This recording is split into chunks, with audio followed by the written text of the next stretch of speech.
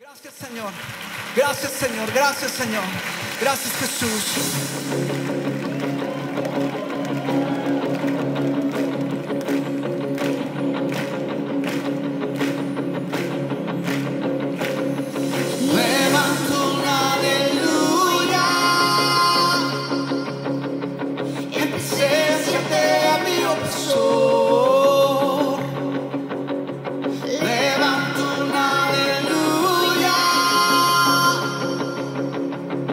Sobre la incredulidad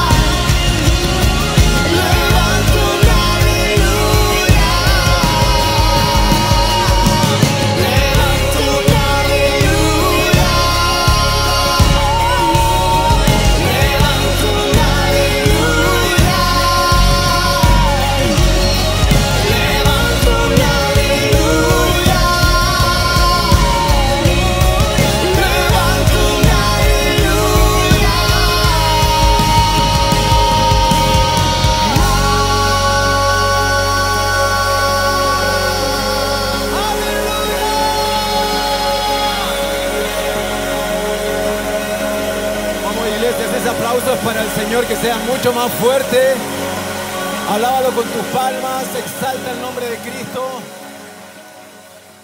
Gracias, Señor. Muy buenas tardes, amados hermanos. Les doy la bienvenida a este culto de día miércoles. Espero que todos estén ya cómodos, estén concentrados para poder recibir palabra de parte del pastor Marcos. Y me gustaría que iniciáramos con una pequeña oración. Padre amado, te agradecemos por este nuevo día, por esta nueva oportunidad de escuchar tu palabra en boca del pastor Marcos. Gracias por todos los hermanos que se conectarán y que verán esta transmisión posteriormente. Te pido bendición para cada uno de mis hermanos en la iglesia Cristo, tu única esperanza de Viña del Mar, y te pido que los fortalezcas y que nos abras el entendimiento para poder no solamente escuchar, sino que guardar tu palabra en nuestro corazón y en nuestra vida. En tu nombre amado, amén y amén. Hermanos, a mí me gustaría compartirles sobre Primera de Samuel, capítulo 3. ¿Ya? En este extracto de la palabra vemos cómo el Señor le habla a Samuel en su niñez. Samuel fue escogido por Dios desde antes de la concepción, desde su concepción. Y el Señor trazó para él un camino donde él consideraba que tenía que estar siempre de la mano de Samuel, y Samuel también entendió desde muy pequeño que su vida tenía que estar siempre ligada al Señor. Aquí en este capítulo 3 de Primera de Samuel podemos ver un versículo que a mí me confrontó mucho, que es el versículo 9. Primera de Samuel 3:9. Entonces le dijo a Samuel: ve y acuéstate de nuevo, y si alguien vuelve a llamarte, di: habla, Señor, que tu siervo escucha. Amados hermanos, en este tiempo de pandemia, hemos estado en nuestras casas y hemos podido tener la oportunidad de quizás tener más tiempo para poder escuchar la palabra, para orar, para estar más en el espíritu. Pero ahora que volvemos a esta nueva normalidad y volvemos a todo lo que es el ajetreo cotidiano, amados hermanos, el Señor nos está diciendo que tenemos que tener una sensibilidad a su voz, que no podemos dejar de escuchar, de tener comunión con Él. Y tenemos que tener esta actitud que tuvo el pequeño Samuel, de tener este corazón dispuesto, este corazón atento, estos oídos prestos a escuchar y decirle a nuestro Señor: habla, Señor, tu siervo escucha, habla, Señor, yo te escucho. Amados hermanos, no tenemos que dejar que las distracciones, que las interrupciones, que el ajetreo cotidiano nos alejen de la palabra, nos alejen de tener comunión, nos alejen de orar al Señor. Es muy importante que nosotros en este tiempo podamos estar más fortalecidos y podamos tener más fe, pero la fe no es algo que yo puedo comprar, ni que algo que yo puedo obtener de manera fácil. No, la fe se obtiene mientras más nosotros conocemos y nos exponemos a la palabra del Señor. Yo les pido, amados hermanos, que en este tiempo podamos estar mucho más aferrados, más tomados de la mano del Señor en todas las áreas de nuestra vida. Por lo tanto, amados hermanos, yo les pido que en estos momentos de comunión que tenemos, estos momentos de poder conectarnos con nuestra iglesia local, sean momentos de un disfrute que nos va a permitir desarrollar y crecer en todas nuestras áreas a la manera que Dios necesita y quiere. Bendiciones. Hola hermanos y hermanas, esperamos que estén muy bien en casa. Vamos a comenzar alabando al Señor para poder prepararnos también para recibir una palabra, así que los invitamos a cantar y a orar con nosotros.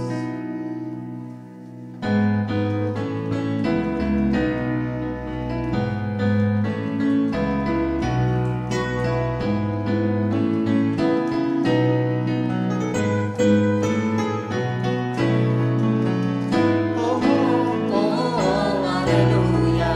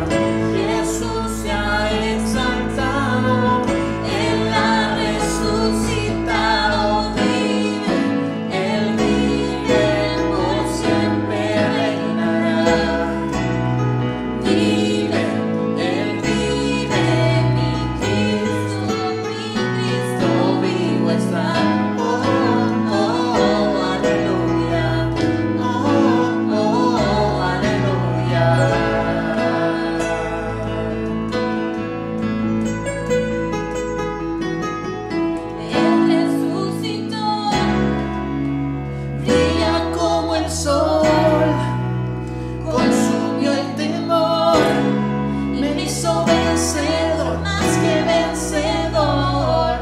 Oh, oh, oh, aleluya. Oh, oh, oh, aleluya. Jesús se ha exaltado, Él ha resucitado, vive, Él vive, por siempre reinará.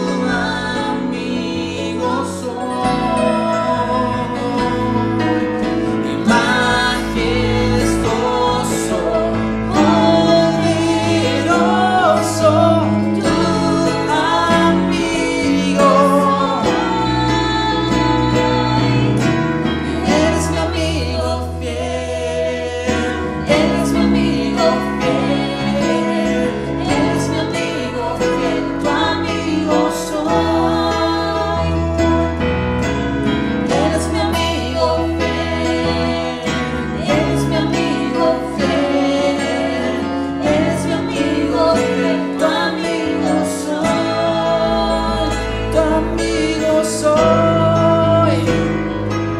Oh, tu amigo soy.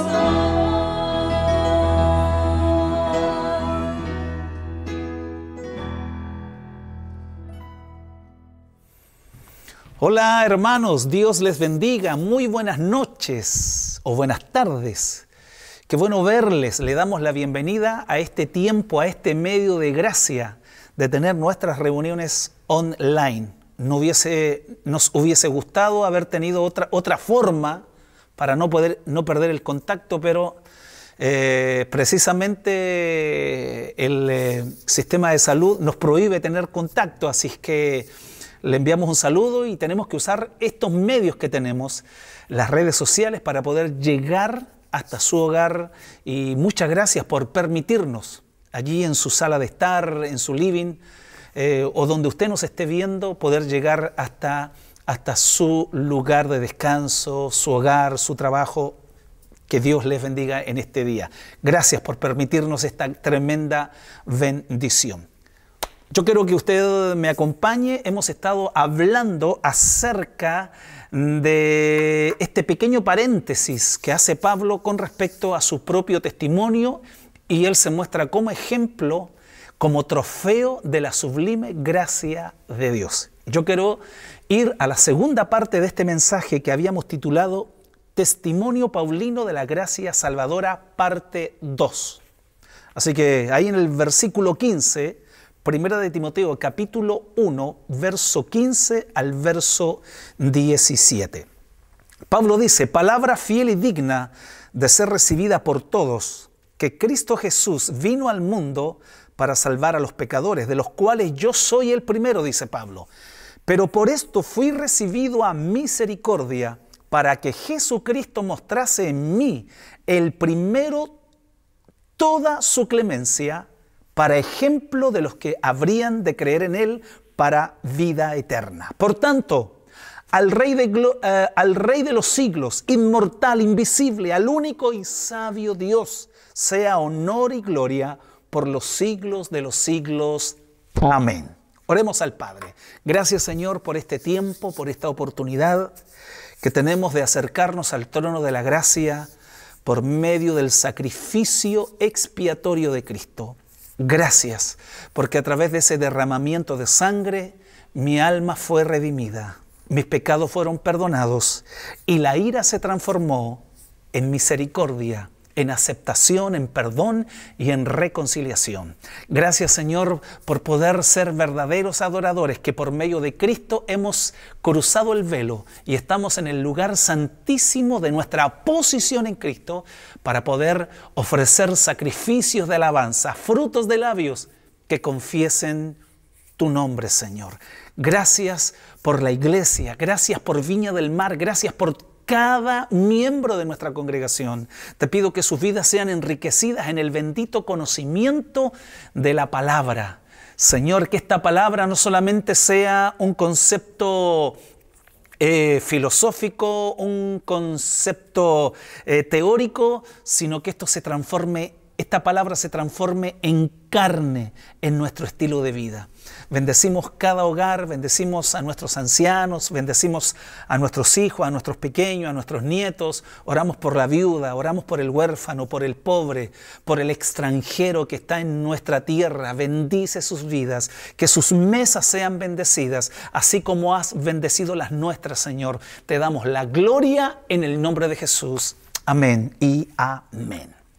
Muy bien, vamos entonces a entrar de lleno a este tema que realmente me ha bendecido en el estudio, cuando he estudiado, he investigado estos preciosos versículos del capítulo 1. Estamos recién comenzando nuestras predicaciones expositivas de las pastorales. ¿Ya? Esto involucra primera y segunda de Timoteo y Tito. Esas son las epístolas pastorales. Habíamos dicho, hermano, cómo Pablo comienza en el versículo 13 con una acción de gracia.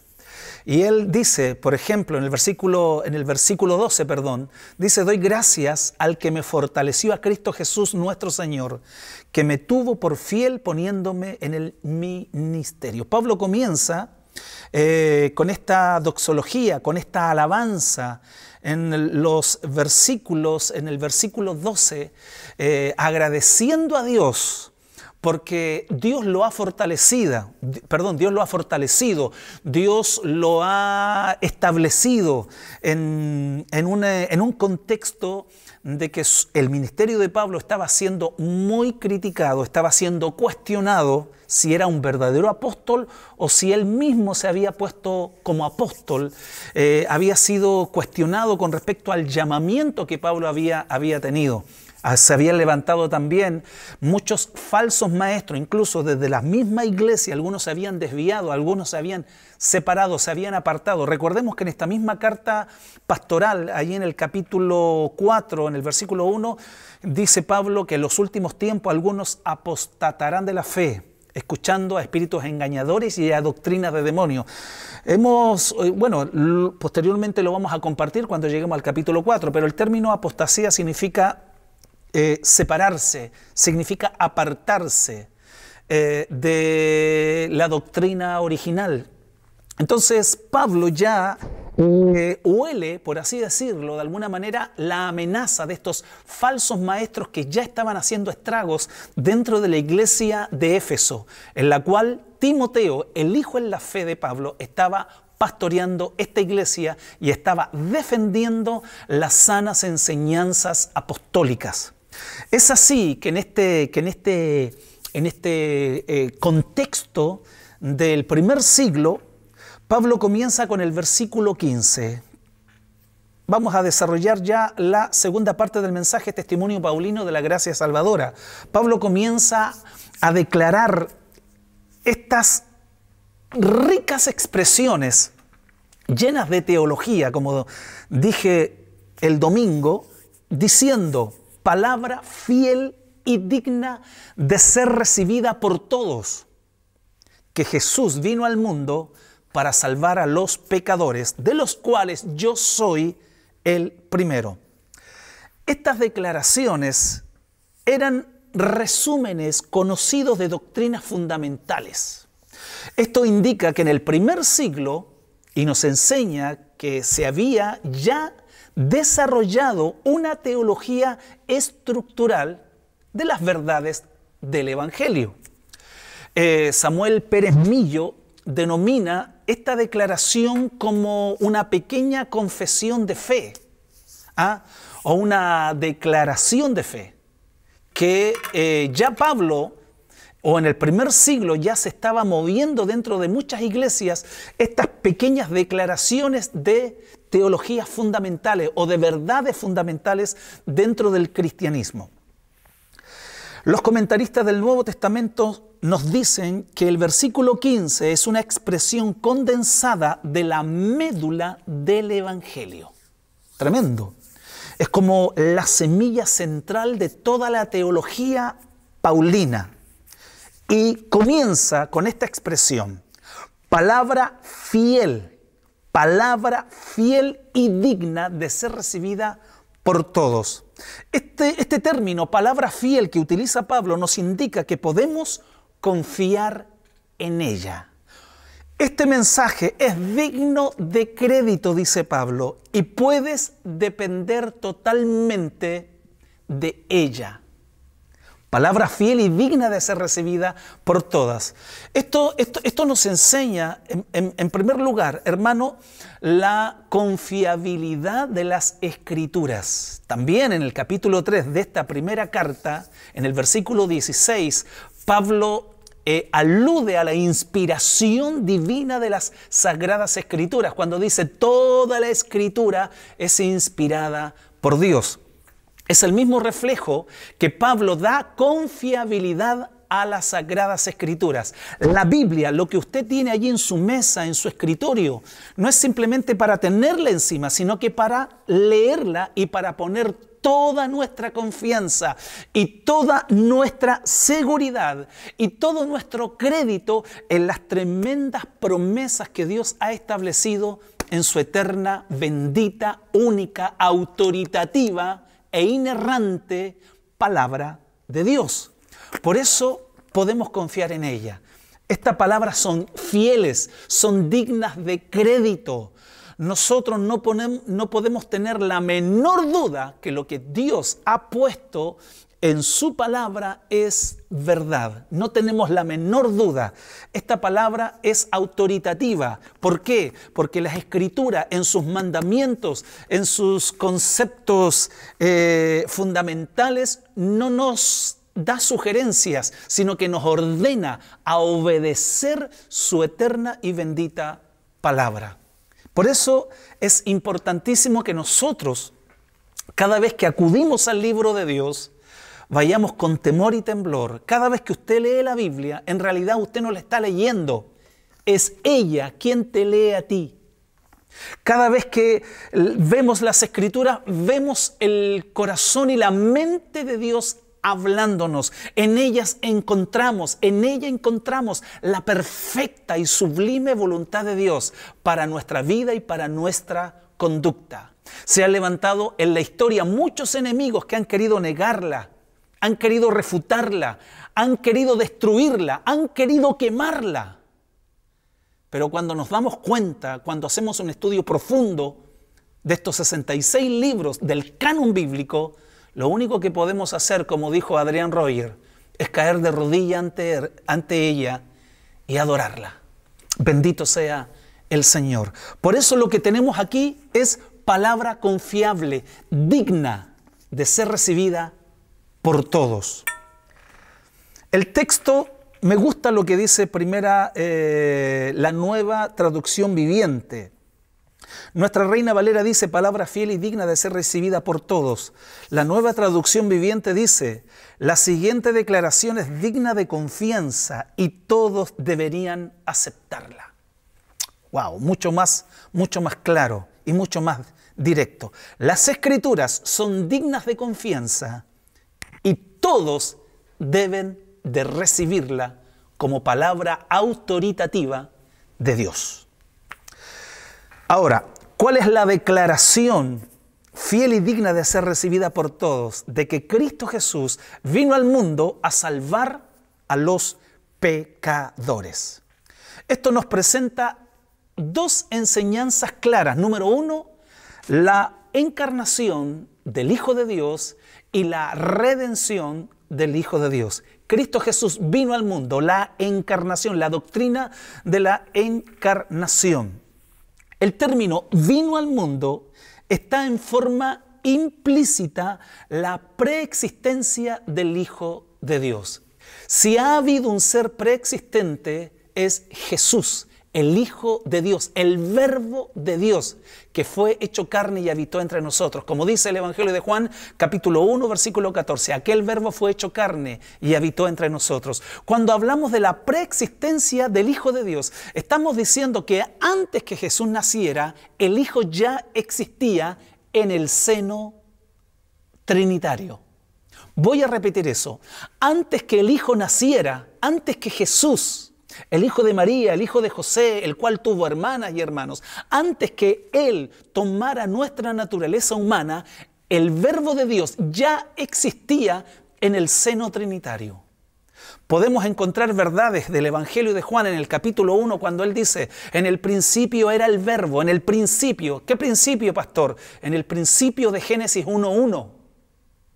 Antes que comenzara las manecillas del reloj a decir tic-tac, tic-tac, tic-tac, antes que comenzara el tiempo, el Verbo ya existía en una relación tan íntima en el seno del Padre. Recuerde lo que dice el mismo Evangelio de Juan, el Evangelio juanino, en el capítulo 1, en los versos, vamos a leer, verso 18. A Dios nadie le vio jamás. El unigénito Hijo que está en el seno del Padre, en el seno trinitario, Él le ha dado a conocer. De ahí entendemos esta doctrina fundamental, que el verbo no es una creación de Dios como lo han enseñado algunas sectas religiosas, que el Hijo de Dios no vino a existir cuando Él se encarnó, sino que el verbo de Dios es eterno. El Hijo de Dios también posee esa misma naturaleza que es compartida con el Padre, la eternidad.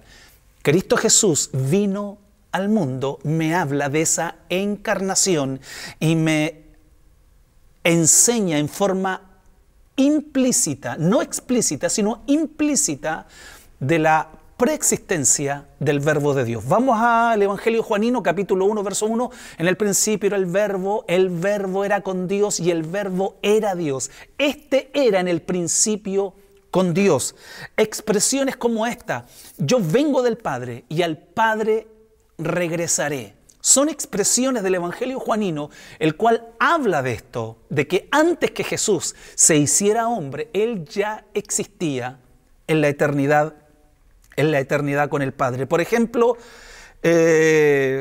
Juan, capítulo 1, verso 9, la Nueva Traducción Viviente, expresa de esta manera la preexistencia del Hijo de Dios, aquel que es la luz verdadera. ¿Quién es la luz verdadera? Jesucristo, quien da a luz a todos, venía al mundo. Mire la expresión, venía al mundo, es porque estaba en la eternidad con el Padre.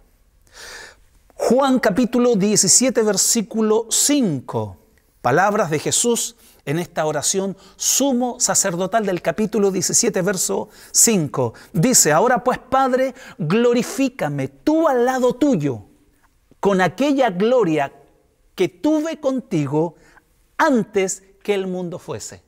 ¡Wow! Tremendas declaraciones. Ahora pues, Padre, glorifícame tú al lado tuyo con aquella gloria que tuve contigo antes que el mundo fuese. Jesús vino al mundo a salvar a los pecadores. Dios, el gran Elohim, el gran Jehová, tomó nuestra naturaleza humana y puso su tabernáculo en medio de los hombres. Él vino a habitar en medio de los hombres. ¿Cuál fue el propósito de su venida? Salvar a los pecadores. ¿Cuál fue el propósito de su venida? Él vino a buscar y a salvar todo lo que se ha perdido. Redención es la segunda doctrina que nos enseña esta declaración, que es fiel y verdadera y digna de ser recibida por todos, que Cristo Jesús vino al mundo, ¿para qué? Para salvar a los pecadores. Es una verdad redentiva, es una verdad salvadora. ¿Se acuerda lo que el ángel le dijo a María? Y pondrá su nombre Jesús, porque Él salvará a su pueblo de sus pecados. Tremendo. Ahora, a salvar a los pecadores, esto tiene un alcance universal. Esto tiene un alcance a toda la humanidad. Cristo Jesús vino al mundo no solamente a salvar a los judíos, sino que también Cristo Jesús vino al mundo a salvar a los gentiles, a todos, tanto judíos como gentiles. Él vino a salvar a los pecadores. Y hay algo que nos une entre judíos y gentiles. ¿Sabe qué verdad nos une con ellos? Judíos y gentiles, el pecado. La pecaminosidad de la raza humana, nuestra naturaleza pecaminosa. Y Pablo dice, de los cuales yo soy el primero. Me gusta la Nueva Traducción Viviente. Cuando Pablo dice, los cuales yo soy el primero, Pablo quiso decir, de los cuales yo soy el peor de todos. El peor de todos. ¿Por qué Pablo se trata de esa manera? ¿Por qué Pablo humilla su ego? Por lo anterior, por su vida pasada, cuando antes de conocer a Cristo camino a Damasco, él era un perseguidor de la iglesia, lo que compartíamos el domingo pasado. Era un tipo, hermano, destructor, un tipo fanático de su religión judía. Era un tipo que respiraba amenazas en contra del cristianismo. Él quería extirpar el cristianismo. Si Jesús no hace algo en camino a Damasco, él hubiese sido el hombre que hubiese eliminado el cristianismo del pueblo de Israel, de Jerusalén, Samaria, Judea. Pero Cristo no se lo permitió y atrapó a este rebelde, al peor de todos los pecadores, como el mismo Pablo se autoproclama, el peor de todos. Pablo se autodenomina el peor de los pecadores. Esto da a entender un abrumador sentido de su propia pecaminosidad. Él reconoció cuán pecador es delante de la santidad de Dios.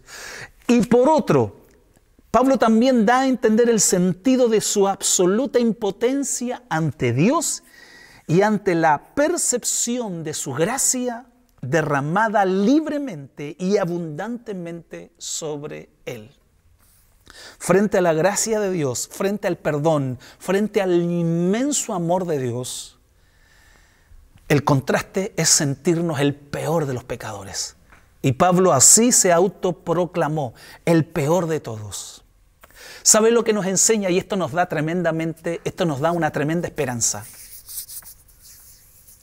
Lo que decía el domingo pasado, si usted tiene a alguien que aún no ha conocido a Cristo, si usted tiene algún familiar que se ríe de su fe evangélica, si usted tiene a alguien que se burla porque usted es un evangélico, un cristiano, un hijo de Dios, este versículo, lo que Pablo dice, que él era el peor de los pecadores, esto nos enseña que si Dios salvó y perdonó al peor de los pecadores, hay esperanza para cualquiera en este mundo de salvarse.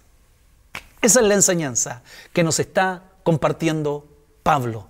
Si él salvó al peor de los pecadores, hay esperanza para cualquiera que necesite la salvación y el perdón de sus pecados. Hay otra expresión que me sacude y me bendice mucho, que es el término presente que utiliza del verbo soy el peor de los pecadores. Yo soy el primero. Este término no dice fui un pecador. No, Pablo no dice eso. Sino que Pablo da a entender que a pesar de nuestro nuevo estatus, que somos parte del pueblo de Dios, que estamos sentados con Cristo en lugares celestiales, que Él nos ha dado autoridad sobre toda fuerza del enemigo y nada nos puede dañar, que aún seguimos siendo pecadores. Sí, pecadores, pero pecadores salvados por la gracia de Dios. Yo le estoy predicando a pecadores, ustedes están escuchando a un pecador. Sí, tenemos esa naturaleza, pero somos pecadores redimidos por la gracia de Dios. ¡Aleluya! ¡Oh, gracias, Señor! Esto es maravilloso, es tremendo. Pablo no dice, yo fui un pecador. No, yo soy el peor de los pecadores. Extraordinario.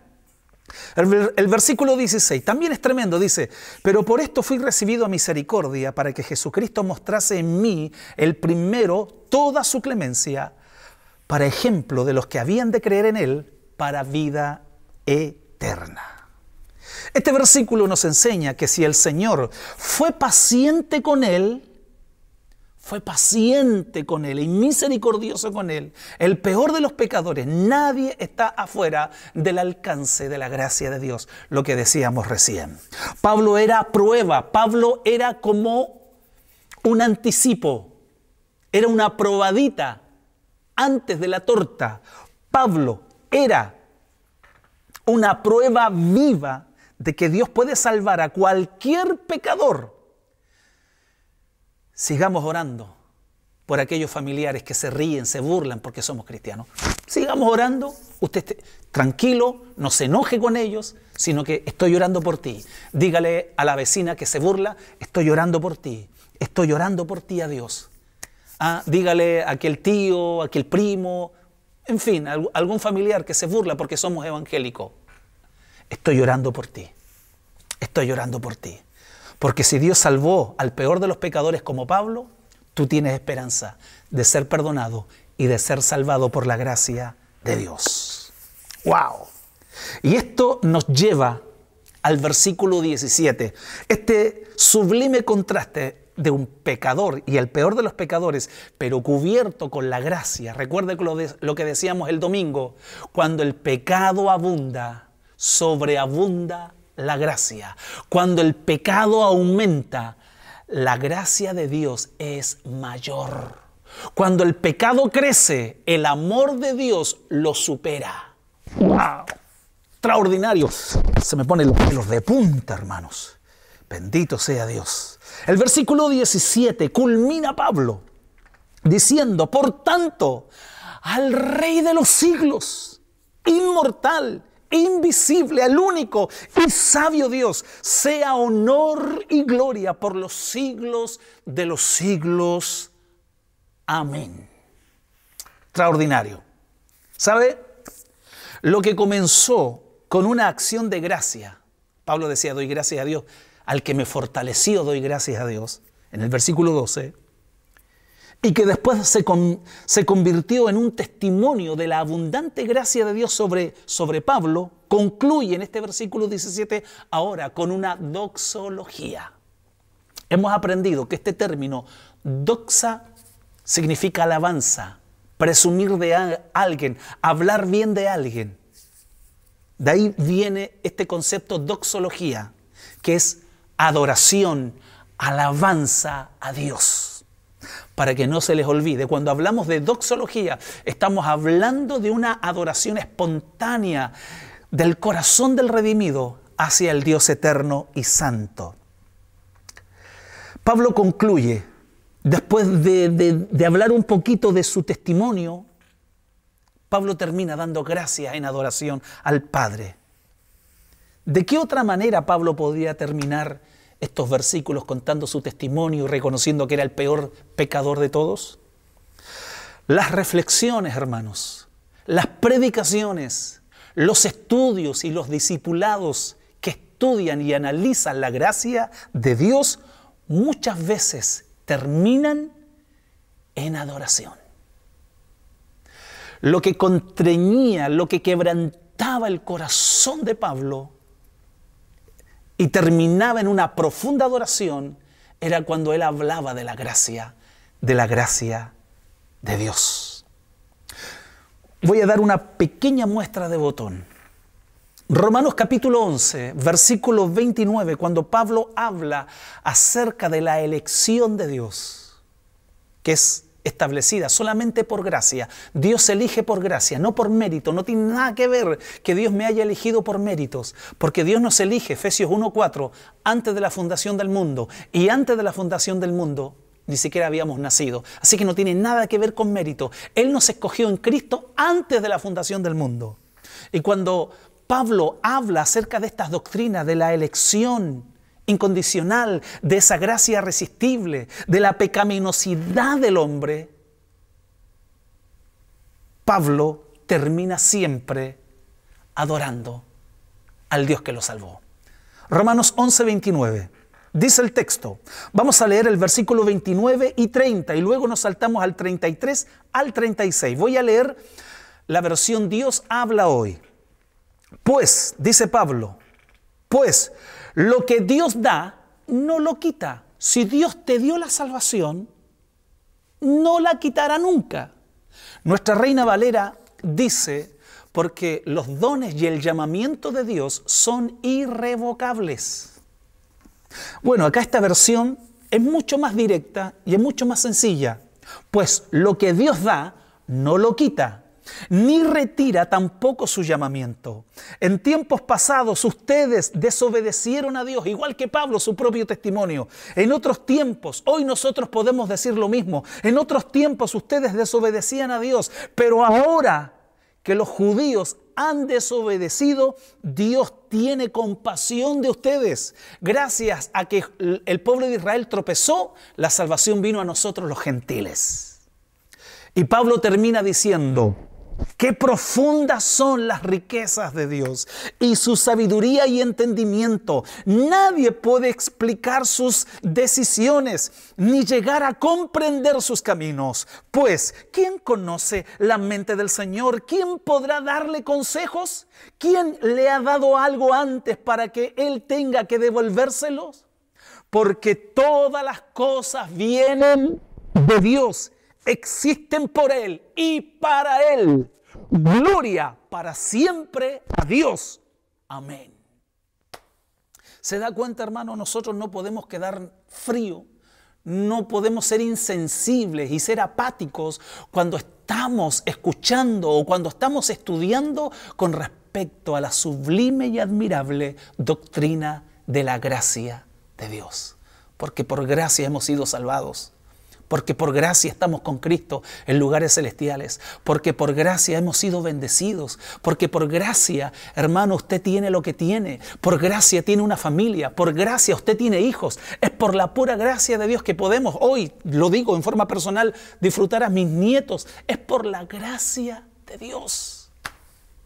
Me viene a la mente la escena de Apocalipsis 4, los 24 ancianos. Dice que adoraron a aquel que estaba sentado en el trono y al Cordero. Y dice que tomaron sus coronas, se postraron, se humillaron, arrodillaron,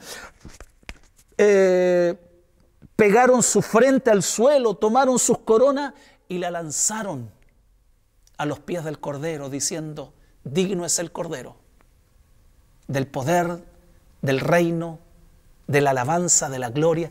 Digno es el Cordero.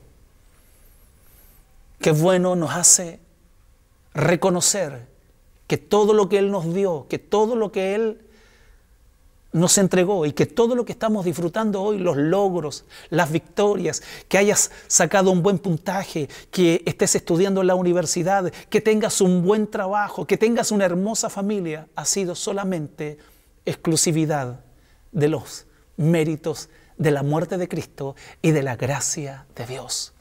Él es la fuente de tu bendición. Él es la fuente de la vida. Él es la fuente de todo lo que hoy tú estás disfrutando. Recuerda lo que dice Santiago capítulo 1 versículo 17. Toda buena dádiva y todo don perfecto desciende de lo alto del Padre de las luces. Busca primero el reino y todo lo demás será añadido. Todo lo que tú tienes tiene que reflejar una gratitud y una adoración, una doxología al Cordero que ha vencido. Bendito sea el Señor. Si algo bueno hemos experimentado, si algo bueno hemos hecho, Dios ha sido tu motivación. Dios te ha dado la fuerza y Dios te ha bendecido por eso. Hay gente, hermano, que ha caído en la arrogancia, que ha caído en la soberbia y han quitado a Dios de la escena y piensan de que ellos son los dioses que han creado un imperio, han creado muchas cosas, han levantado a su familia, han tenido, no sé, hermosos hijos, tienen un buen pasar económico y ellos caen en la arrogancia, la cual cayó también el rey Nabucodonosor. A mediados de su reinado, él salió allí al patio, al balcón de su palacio y comenzó a mirar aquellas tremendas edificaciones de Babilonia, esos jardines colgantes, hermosísimos que tenía Babilonia, y comenzó a decir: esto, todo lo que he construido es gracias a mí. ¿Sabe lo que le ocurrió? Dios le dio una demencia por 3 años y medio. Se volvió un animal y comenzó a comer pasto. Por favor, todo aquel que se cree arrogante y soberbio se transforma en un bruto y comienza a comer pasto. Tengamos cuidado. Nuestra actitud de humildad, de sencillez, reconociendo que todo lo que hoy estamos disfrutando es gracias al único y sabio Dios, al eterno y sublime Salvador. Por eso cuando hablamos de la gracia, hermano, cuando entendemos que todo lo que hoy está en nuestras manos ha sido por la gracia de Dios, usted termina adorando, porque la adoración y la gracia viene a transformar tu vida en gratitud. Dejas de lado tus quejas, deja de lado tus expresiones negativas y comienzas a dar gracias, comienzas a adorar a Dios. Mire las ricas expresiones que utiliza Pablo con respecto a los títulos y a los atributos de Dios. Rey de los siglos, que habla del Rey eterno, el Rey sempiterno.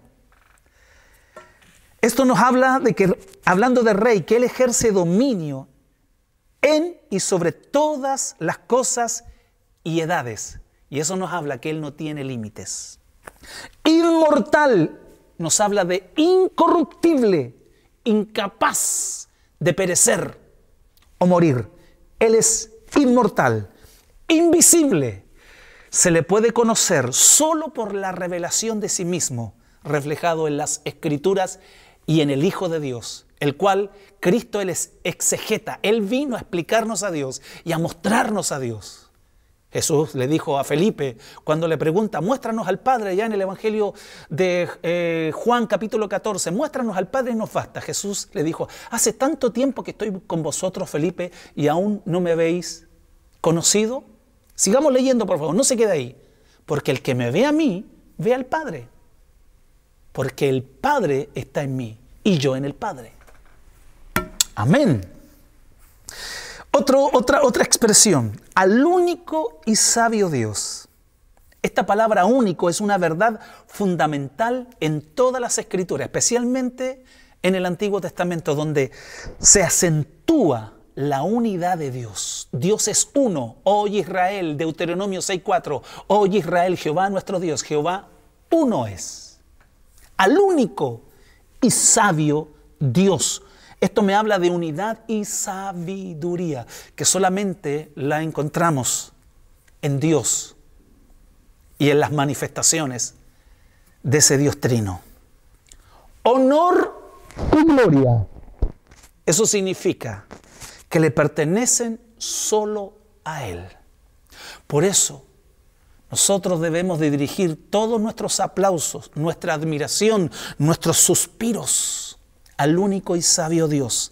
A Él solo sea la gloria, a ningún hombre, a ningún ministerio, a ninguna iglesia o letrero, a ningún ministro, a ningún apóstol, profeta, evangelista, pastor, maestro, a ninguno de ellos. Debemos de glorificarlo y de adorarlo, solo al único y sabio Dios, a nuestro Señor Jesucristo, sea la gloria por los siglos de los siglos. Amén. Amén. Oremos al Señor Padre, que bueno, Señor, descubrir y entender, Señor, lo que tu palabra nos revela. Pablo decía, por la gracia de Dios soy lo que soy. No he sido yo en realidad, sino que la gracia de Dios operando en mi vida. Señor, si cuando contemplamos hombres que tú has usado en la historia, hombres con una tremenda sabiduría, un tremendo conocimiento, hombres que tú levantaste con un tremendo don profético, un tremendo don de sanidad y de milagros, a veces tenemos la tendencia como seres humanos de poner los ojos en el hombre y no en aquel que está usando al hombre. Señor, hoy te pedimos perdón. Quita toda nuestra idolatría por los seres humanos y ayúdanos, Señor, a poner solo los ojos en el eterno, en el Dios invisible, como nos enseña el escritor de Hebreos, de la actitud que tomó Moisés, que él se sostuvo como viendo al invisible. Pedimos, Señor, que el Espíritu Santo bendiga la vida de todos aquellos quienes han escuchado este mensaje. Señor, que esta palabra, Padre, provoque un auténtico cambio, número 1, de mentalidad y número 2, de actitud y de testimonio. Que sus vidas sean bendecidas y que nunca nos olvidemos que toda la gloria te pertenece a ti y que siempre podamos ser verdaderos adoradores, que nace todo de la gracia de Dios. En el nombre de Jesús, amén y amén. Seguimos adorando al Señor por su bendita gracia.